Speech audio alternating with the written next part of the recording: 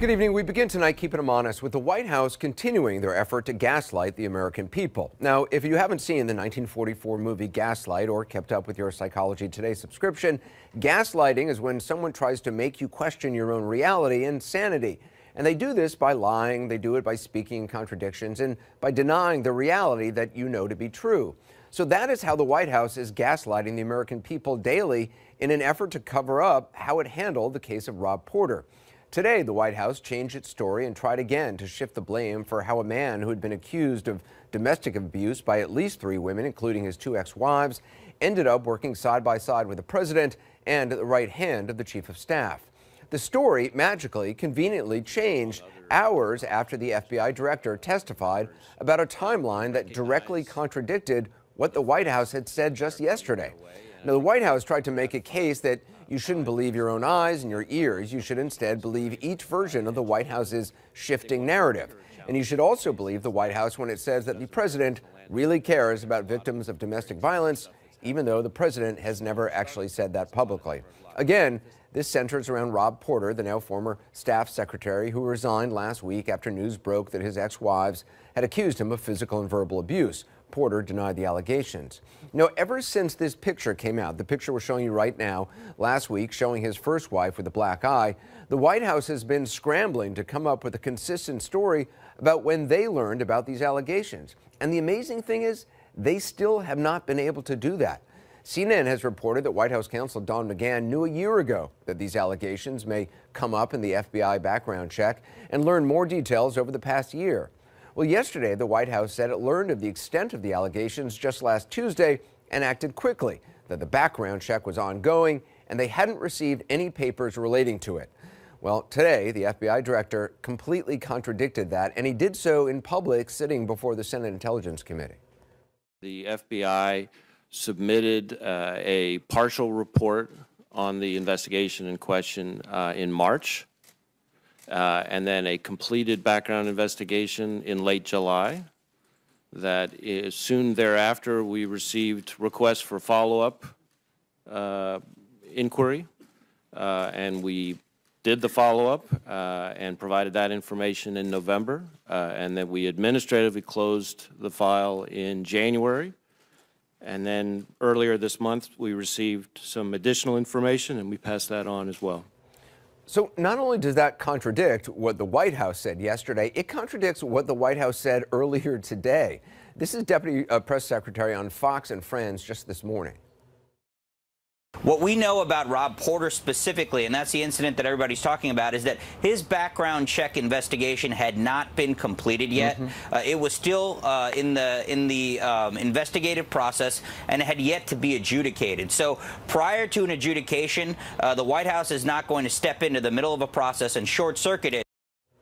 Hadn't been completed, was still being investigated. So that was at exactly 8:40 a.m. Then at 10:46 a.m., 2 hours and 6 minutes later, you heard FBI Director Chris Wray say that the White House's version of events wasn't true, that in fact the Bureau submitted a partial report in March, nearly a year ago, and a completed background investigation in July.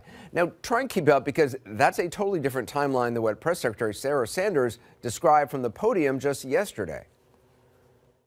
Look, we learned of the extent of the situation involving Rob Porter last Tuesday evening, and within 24 hours his resignation had been accepted and announced. We let the process play out. It was ongoing, hadn't been completed. Look, this is a process that doesn't operate within the White House. It's handled by our law enforcement and intelligence community. The process for the background was ongoing, and the White House had not received any specific papers regarding the completion of that background check. So, okay, that's just not true. So yesterday, Sanders blames an ongoing process, one that supposedly doesn't operate within the White House. She actually said that. She says it's handled by law enforcement and intelligence community, not operating in the White House. Then the FBI director testifies, and today Sarah Sanders is at the podium again and is asked what accounts for the discrepancy. The FBI portion was closed. The White House Personnel Security Office, who is the one that makes a recommendation for adjudication, had not finished their process and therefore not made a recommendation to the White House. Wait a minute. Who? The Office of White House Personnel Security? That is who she is now pointing the finger at. Remember, she just said yesterday, this is a process that doesn't operate in the White House. Now she is naming an office that has White House in the title, and she's blaming them for not making a recommendation yet to the White House, of which they are part. Now, even if you believe this news story, and that is a big if, given how the story has changed, but if somehow the White House's credibility is intact, then you'd have to disbelieve what they said yesterday. In the briefing room, reporters tried to get some clarity. So those two statements, the FBI director's statement, Mr. Wray, and your statement yesterday seem to be at odds with one another. Do you see anything that you'd like to clarify in terms of what I asked you today based upon your answer yesterday? Yeah, as I said earlier, my understanding is any information would have gone to the Personnel Security Office. That office had not completed their process in order to make a recommendation for adjudication to the White House. That was still ongoing, and therefore a recommendation had not been made. Yet the FBI director said today under oath that the completed background investigation was actually submitted in late July. So which one is it? Let me read this to you again. The White House Personnel Security Office, staffed by career officials, received information last year in what they considered to be the final background investigation report in November. But they had not made a final recommendation for adjudication to the White House because the process was still ongoing when Porter resigned. In the view of Personnel Security Office, the FBI's July report required significant additional investigatory fieldwork before Personnel Security Office could begin to evaluate the information for adjudication.